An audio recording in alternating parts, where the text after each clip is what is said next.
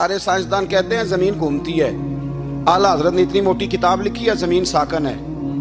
فرماتے تھے ہم جیسے مرضی سائنسدان کہیں کہ آپ نے دلائل دی ہیں.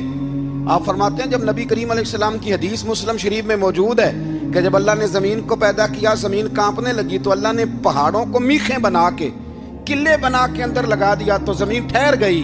فرمانے لگے جب مصطفیٰ کریم نے کہہ دیا ٹھہر گئی ہے تو سارے سائنسدان بھی کہیں تو ہم ماننے کو تیار نہیں کہ گھومتی ہے. انہوں نے دلائل دیے. وہ ہمیں نہ روز کہتا ہے ڈاکٹر آپ کی طبیعت خراب ہے, کھانسی ہے, گھر میں کسی اور کو تو نہیں؟ ہاں جی ہے جی. وہ کہتا اسی کی وجہ سے ہوئی ہے. او خدا کے بندے, نبی کریم علیہ السلام نے فرمایا بیماری متعدی نہیں ہوتی, ایک سے دوسرے کو نہیں لگتی. اور بڑے سادے انداز میں مسلم کی حدیث ہے. ایک صحابی نے کہا یا رسول اللہ میرے اونٹ کو اس اونٹ سے خارش پڑ گئی ہے. تو اللہ کے رسول فرمانے لگے تیرے اونٹ کو تو اس سے پڑی ہے تو اس کو کہاں سے پڑی تھی؟ کہنے لگا جی وہ تو قدرتی معاملہ ہے. حضور فرمانے لگے یہ بھی قدرتی معاملہ ہے. اب ہمیں جو مرضی, اعلیٰ حضرت کے زمانے میں لوگوں نے کہا کشش ثقل ہے, زمین اپنی طرف چیزوں کو کھینچتی ہے. دلیل کیا ہے؟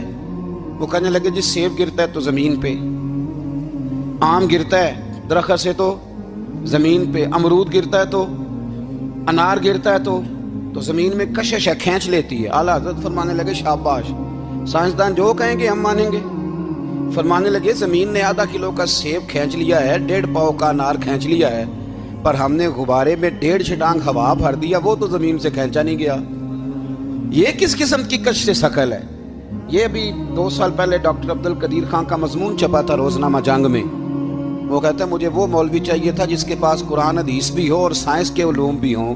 کہتا میں نے زمانے کے دروازے کھٹکھٹائے, پھر میں پہنچا بریلی کے امام کے پاس, اور کہتا ہے وہاں جا کے نہ میں ٹھہر گیا ہوں, اس لیے کہ مجھے قرآن و سنت کا نور بھی ملا ہے اور مجھے سائنس کے رموز بھی ملے ہیں. یہ واحد شخص ہے جو دین کو سائنس کا پابند نہیں کرتا بلکہ سائنس کو مدینے والے کا غلام بناتا ہے, مدینے والے کا غلام بناتا ہے. تو اعلیٰ حضرت فرمانے لگی عجیب فلسفہ ہے نا جی, آم کھینچ لیا اس نے, سیب کھینچ لیا, امرود کھینچ لیا, پر اس سے 1.5 چھٹانگ والا غبارہ.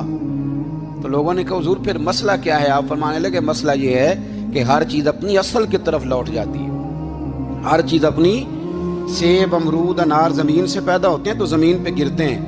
ہوا کی اصل اوپر ہے, اس لیے جب غبارے میں ہوا بھریں گے تو ہوا اس کو اوپر لے جائے گی. ہاں جب اس سے ہوا نکل جائے گی تو پھر غبارہ جو جس کی اصل ہوتی ہے ادھر لوٹ جاتا ہے. انسان مٹی سے بنا ہے تو جاتا کہاں ہے؟